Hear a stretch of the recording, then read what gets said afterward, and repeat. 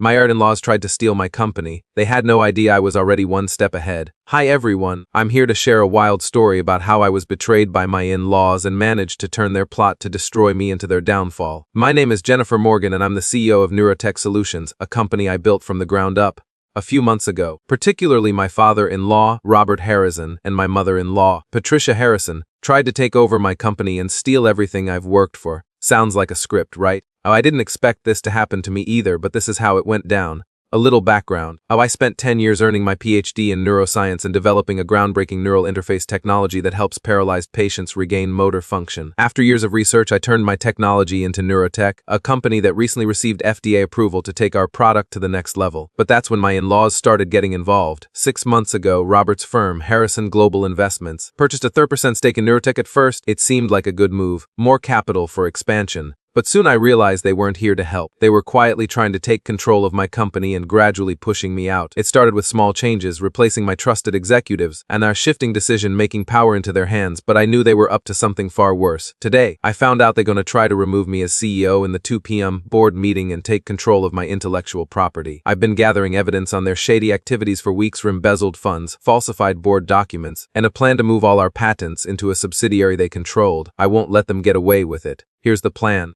I've already recorded their conversations, I've got all the proof, and I'm going to expose them at the meeting. Wish me luck. First update, things went down exactly as I hoped, and then some. The board meeting started with Robert all smug and confident, pulling up financial projections that conveniently left out some key details. But I wasn't fooled. I've been collecting evidence for weeks, and today was the day I exposed everything. Excuse me, Robert, I interrupted, raising my hand before we continue. Could you explain something about these financial projections? I then proceeded to connect my laptop to the room's display system, and showing the board the real numbers, side by side with the doctored reports he'd tried to pass off. I pulled up document after document, transfer funds to a Cayman Islands subsidiary, fake patent filings under another company name, and detailed plans to transfer the IP into their control. I wasn't going to let them off the hook this easily. Robert's face turned pale and Patricia stood up, her composure cracking. This is ridiculous. She spat. You can't possibly understand these complex financial matters. I didn't flinch. Actually, I understand them very well, I replied calmly. And so do the FBI Financial Crimes Unit and the SISI investigators waiting outside. Would you like to explain all this to them? That's when the doors opened, and in walked Agent Torres and her team. Robert tried to delete files on his laptop, but access had already been blocked. Patricia tried to call their lawyer, but her phone was confiscated before she could even dial. As chaos, the FBI and SC swooped in, arresting them both for securities fraud, intellectual property theft, and criminal conspiracy. As Robert was led away in handcuffs, he turned to Michael, my husband, and said, "Do something. She's your wife. Control her." But Michael just shook his head and said, "She's not just my wife, she's Dr. Jennifer Chen Morgan, and you never bothered to learn what that meant."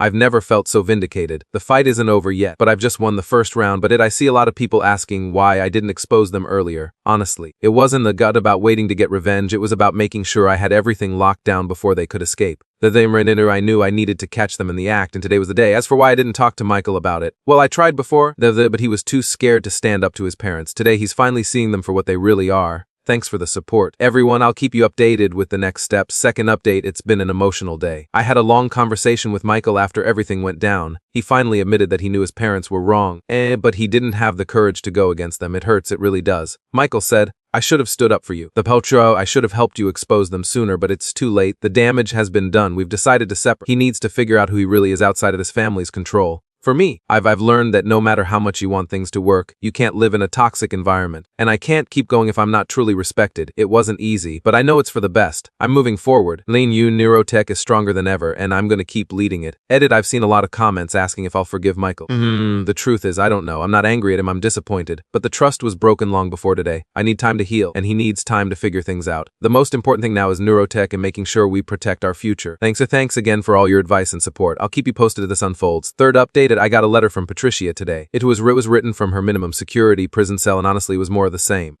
She blamed me for destroying the family and not accepting my place, and it's clear she still doesn't understand. Sir, she's so consumed with her own arrogance that she doesn't realize it was her greed that destroyed everything. But the fallout isn't just limited to the Harrisons. The FBI's investigation into their other companies has revealed decades of fraud. Robert and Patricia weren't just trying to steal my company. They've been doing this to other tech startups for years. They're crushing innovative businesses and stealing their intellectual property. It's all coming to light now. Their empire is is falling apart. And it's all thanks to their greed. Eat it. Some people are asking if I feel guilty for exposing the Harrisons. Honestly, no. The way they treated me and tried to steal my work, this was bound to happen. They didn't leave me with much choice. But it's hard to feel anything but relief now. I've been able to move on, and so have the employees who were affected by this mess. And thanks for all your support. I'll continue to update as things progress. Final Up Neurotech is now thriving, or we've expanded our reach, launched new projects, and secured more patents. We've made sure that our intellectual property is fully protected, and we're helping other entrepreneurs, especially women in tech, keep their ideas safe from predators like Robert and Patricia. I think back to that day in the boardroom and the first email from Robert when he called my work a little project. He had no idea what he was dealing with. As I stand in my office overlooking the Neurotech campus, I smile. Every success is a reminder that they underestimated me, and that was their biggest mistake. I'll never forget the pearl necklace I wore that day. Sometimes I take it out of my desk drawer and remember Patricia's words about 6 to like in a charity lunch and letting the men handle business.